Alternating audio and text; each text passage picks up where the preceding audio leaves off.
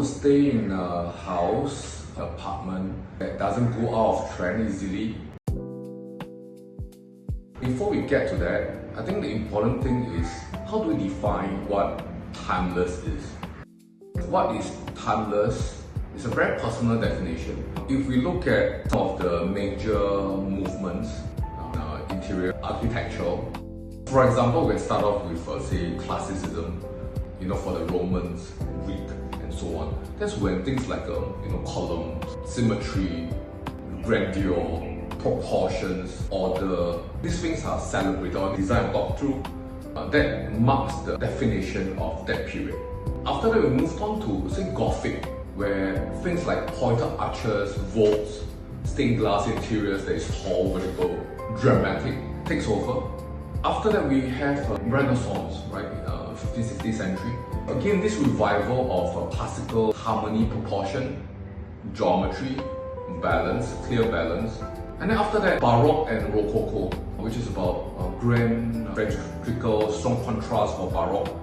And for Rococo, a bit more lighter, ornate, but still with decorations in interiors, architecture, and so forth. So you can see in history that there is always, it seems that it doesn't necessarily one after another, but somehow it points towards that there's always this ping pong between two aspects of a style or design.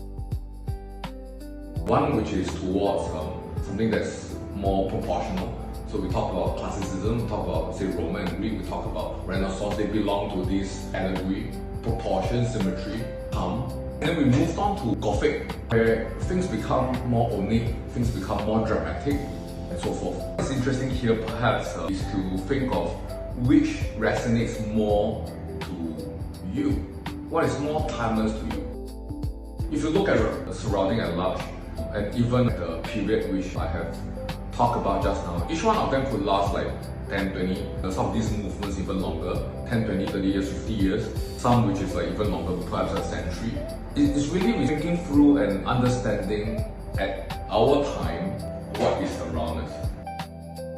There could be some stylistic interpretations of what is in trend, for example. Because we talk about trends that perhaps slightly different from movements, where trends perhaps we can define it or at least understand it as in terms of something which lasts for a few months, 1-2 years, as compared to say periods which is in 10, 20, 30 years. The feeling or the look of timelessness is also relatable to the surrounding that we're staying in, that we're residing in, that we are conducting our activities in.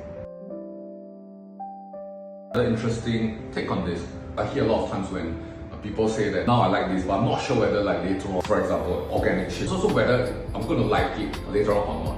So while this is a big question mark that no one knows, but again, a lot of times we can rely on certain metrics or certain logic if you think it through. I've got one suggestion which I very often bring it out to people. What are places which you feel comfortable? Which are the cafes, which are the restaurants, which are the lounges, which are the hotel that you stay in, which are the ones that you very often go because you feel that it's very, very comfortable that way. That perhaps gives a very good indication on what timeless is to you.